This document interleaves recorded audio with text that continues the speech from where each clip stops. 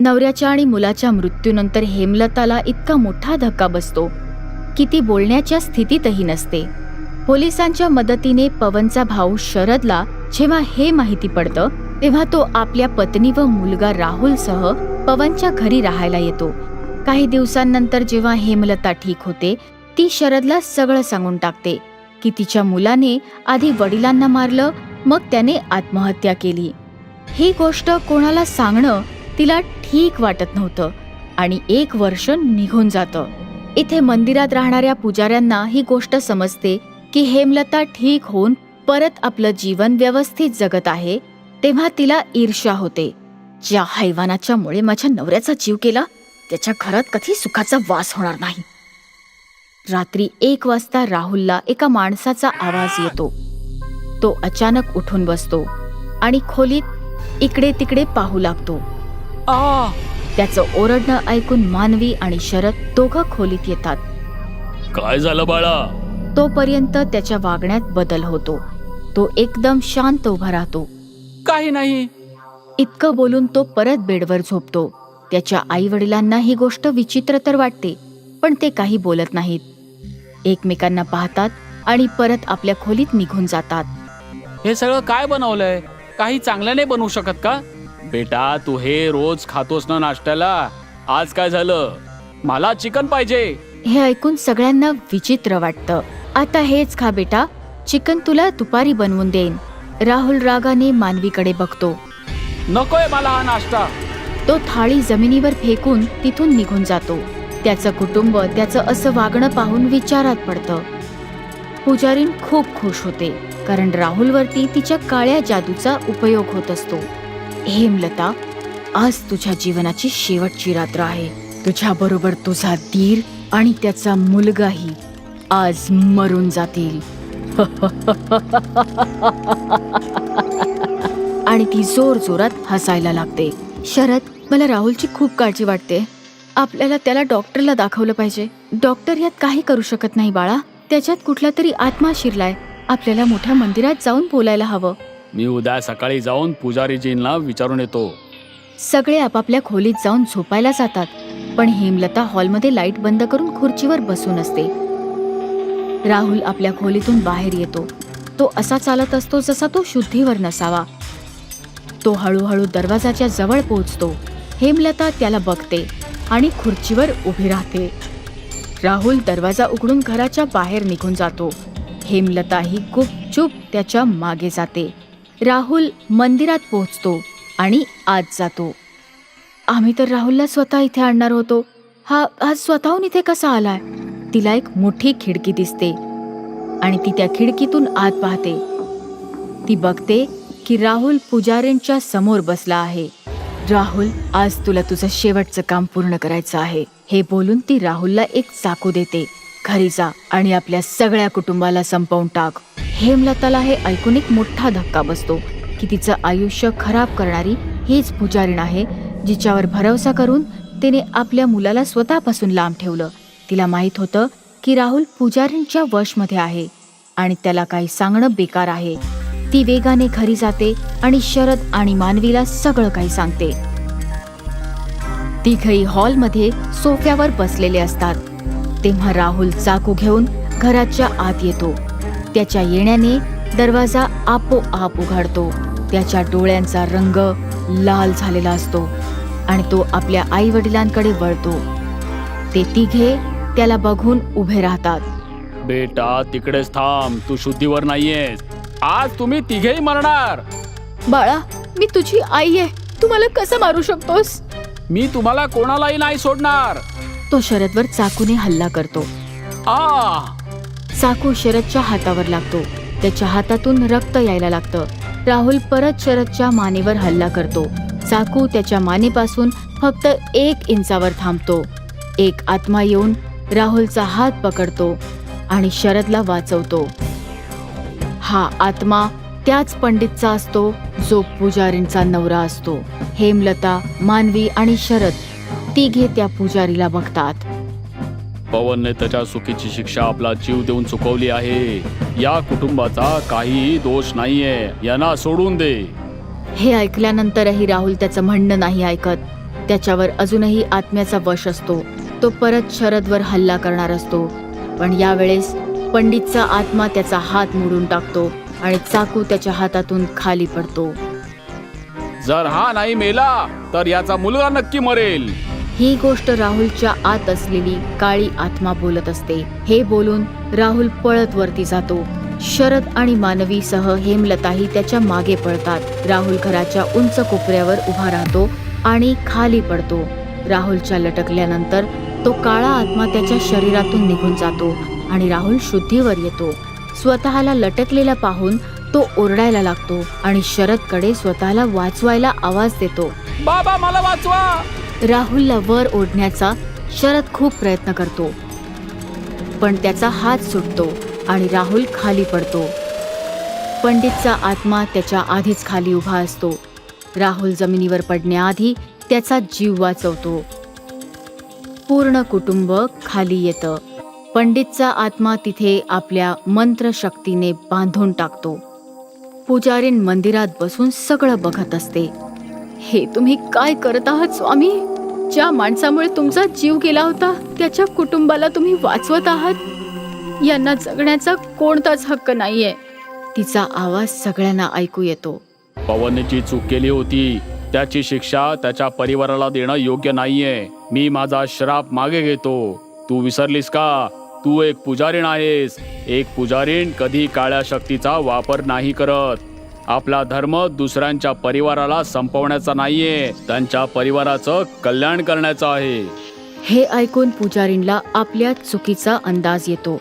मला माफ करा स्वामी, माझ्याकडून खूप मोठी चूक झाली. हे बोलल्यानंतर पुजारीण काही मंत्र म्हणते आणि त्या घरातून काळ्या शक्ती कायमच्या निघून जातात. आता तुमच्या जीवाला कसलाच धोका नाहीये. आजपासून काळ्या शक्तीचा प्रभाव तुमच्या डोक्यावरून कायमचा निघून गेला आहे. हे बोलत पंडितचा आत्माही तिथून गायब होतो. शरद आणि मानवी राहुलला मिठीत घेतात. नवऱ्याच्या आणि मुलाच्या मृत्यूनंतर हेमलताला इतका मोठा धक्का बसतो की ती बोलण्याच्या स्थितीतही नसते. पोलिसांच्या मदतीने पवनचा भाऊ शरदला जेव्हा हे माहिती पडतं तेव्हा तो आपल्या पत्नी व मुलगा राहुलसह पवनच्या घरी राहायला येतो. काही दिवसांनंतर जेव्हा हेमलता ठीक होते, ती शरदला सगळं सांगून टाकते की तिच्या मुलाने आधी वडिलांना मारलं, मग त्याने आत्महत्या केली. ही गोष्ट कोणाला सांगणं तिला ठीक वाटत नव्हतं आणि 1 वर्ष निघून जातं. इथे मंदिरात राहणाऱ्या पुजाऱ्यांना ही गोष्ट समजते की हेमलता ठीक होऊन परत आपलं जीवन व्यवस्थित जगत आहे. तेव्हा तिला ईर्ष्या होते.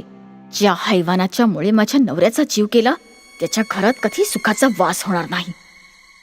रात्री 1 वाजता राहुलला एका माणसाचा आवाज येतो. तो अचानक उठून बसतो आणि खोलीत इकडे तिकडे पाहू लागतो. त्याचं ओरडणं ऐकून मानवी आणि शरद दोघं खोलीत येतात. काय झालं बाळा? तोपर्यंत त्याच्या वागण्यात बदल होतो. तो एकदम शांत उभा राहतो. काही नाही. इतकं बोलून तो परत बेडवर झोपतो. त्याच्या आई वडिलांना ही गोष्ट विचित्र तर वाटते, पण ते काही बोलत नाहीत. एकमेकांना पाहतात आणि परत आपल्या खोलीत निघून जातात. हे सगळं काय बनवलंय? काही चांगलं नाही बनवू शकत का? बेटा तू हे रोज खातोस ना नाश्त्याला. आज काय झालं? मला चिकन पाहिजे. हे ऐकून सगळ्यांना विचित्र वाटतं. आता हेच खा बेटा, चिकन तुला दुपारी बनवून देईन. राहुल रागाने मानवीकडे बघतो. नकोय मला हा नाश्ता. तो थाळी जमिनीवर फेकून तिथून निघून जातो. त्याचं कुटुंब त्याचं असं वागणं पाहून विचारात पडतं. पुजारीण खूप खुश होते, कारण राहुलवरती तिच्या काळ्या जादूचा उपयोग होत असतो. हेमलता, आज तुझ्या जीवनाची शेवटची रात्र आहे. तुझ्या बरोबर तुझा दीर आणि त्याचा मुलगाही आज मरून जातील. आणि ती जोर जोरात हसायला लागते. शरद, मला राहुलची खूप काळजी वाटते. आपल्याला त्याला डॉक्टरला दाखवलं पाहिजे. डॉक्टर यात काही करू शकत नाही बाळा. त्याच्यात कुठला तरी आत्मा शिरलाय. आपल्याला मोठ्या मंदिरात जाऊन बोलायला हवं. मी उद्या सकाळी जाऊन पुजारीजींना विचारून येतो. सगळे आपापल्या खोलीत जाऊन झोपायला जातात, पण हेमलता हॉलमध्ये लाईट बंद करून खुर्चीवर बसून असते. राहुल आपल्या खोलीतून बाहेर येतो. तो असा चालत असतो जसा तो शुद्धीवर नसावा. तो हळूहळू दरवाजाच्या जवळ पोहोचतो. हेमलता त्याला बघते आणि खुर्चीवर उभी राहते. राहुल दरवाजा उघडून घराच्या बाहेर निघून जातो. हेमलताही गुपचूप त्याच्या मागे जाते. राहुल मंदिरात पोहोचतो आणि आत जातो. आम्ही तर राहुलला स्वतः इथे आणणार होतो. हा स्वतःहून इथे कसा आलाय? तिला एक मोठी खिडकी दिसते आणि ती त्या खिडकीतून आत पाहते. ती बघते की राहुल पुजारींच्या समोर बसला आहे. राहुल, आज तुला तुझं शेवटचं काम पूर्ण करायचं आहे, हे बोलून ती राहुलला एक चाकू देते. घरी जा आणि आपल्या सगळ्या कुटुंबाला संपवून टाक. हेमलताला हे ऐकून एक मोठा धक्का बसतो की तिचं आयुष्य खराब करणारी हीच पुजारीण आहे, जिच्यावर भरवसा करून तिने आपल्या मुलाला स्वतःपासून लांब ठेवलं.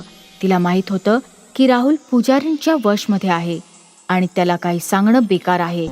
ती वेगाने घरी जाते आणि शरद आणि मानवीला सगळं काही सांगते. तिघही हॉलमध्ये सोफ्यावर बसलेले असतात. तेव्हा राहुल चाकू घेऊन घराच्या आत येतो. त्याच्या येण्याने दरवाजा आपोआप उघडतो. त्याच्या डोळ्यांचा रंग लाल झालेला असतो आणि तो आपल्या आई वडिलांकडे वळतो. ते तिघे त्याला बघून उभे राहतात. बेटा, तिकडेच थांब. तू शुद्धीवर नाहीयेस.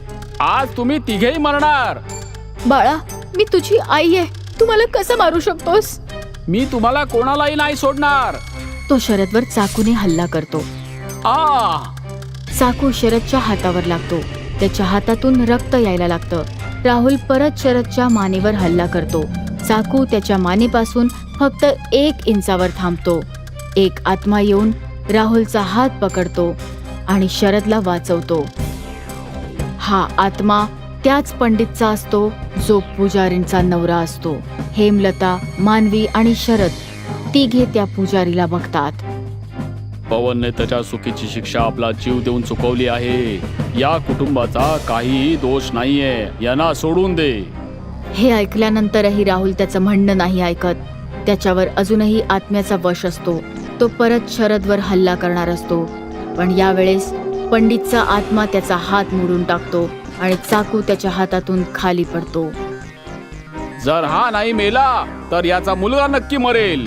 ही गोष्ट राहुलच्या आत असलेली काळी आत्मा बोलत असते. हे बोलून राहुल पळत वरती जातो. शरद आणि मानवी सह हेमलताही त्याच्या मागे पळतात. राहुल घराच्या उंच कोपऱ्यावर उभा राहतो आणि खाली पडतो. राहुलच्या लटकल्यानंतर तो काळा आत्मा त्याच्या शरीरातून निघून जातो आणि राहुल शुद्धीवर येतो. स्वतःला लटकलेला पाहून तो ओरडायला लागतो आणि शरदकडे स्वतःला वाचवायला आवाज देतो. बाबा, मला वाचवा. राहुलला वर ओढण्याचा शरद खूप प्रयत्न करतो, पण त्याचा हात सुटतो आणि राहुल खाली पडतो. पंडितचा आत्मा त्याच्या आधीच खाली उभा असतो. राहुल जमिनीवर पडण्याआधी त्याचा जीव वाचवतो. पूर्ण कुटुंब खाली येतं. पंडितचा आत्मा तिथे आपल्या मंत्रशक्तीने बांधून टाकतो. पुजारीण मंदिरात बसून सगळं बघत असते. हे तुम्ही काय करत आहात स्वामी? ज्या माणसामुळे तुमचा जीव गेला होता त्याच्या कुटुंबाला तुम्ही वाचवत आहात. यांना जगण्याचा कोणताच हक्क नाहीये. तिचा आवाज सगळ्यांना ऐकू येतो. पवनने जी चूक केली होती त्याची शिक्षा त्याच्या परिवाराला देणं योग्य नाहीये. मी माझा श्राप मागे घेतो. तू विसरलीस का? तू एक पुजारीण आहेस. एक पुजारीण कधी काळ्या शक्तीचा वापर नाही करत. आपला धर्म दुसऱ्यांच्या परिवाराला संपवण्याचा नाहीये, त्यांच्या परिवाराचं कल्याण करण्याचं आहे. हे ऐकून पुजारींला आपल्या चुकीचा अंदाज येतो. मला माफ करा स्वामी, माझ्याकडून खूप मोठी चूक झाली. हे बोलल्यानंतर पुजारीण काही मंत्र म्हणते आणि त्या घरातून काळ्या शक्ती कायमच्या निघून जातात. आता तुमच्या जीवाला कसलाच धोका नाहीये. आजपासून काळ्या शक्तीचा प्रभाव तुमच्या डोक्यावरून कायमचा निघून गेला आहे. हे बोलत पंडितचा आत्माही तिथून गायब होतो. शरद आणि मानवी राहुलला मिठीत घेतात.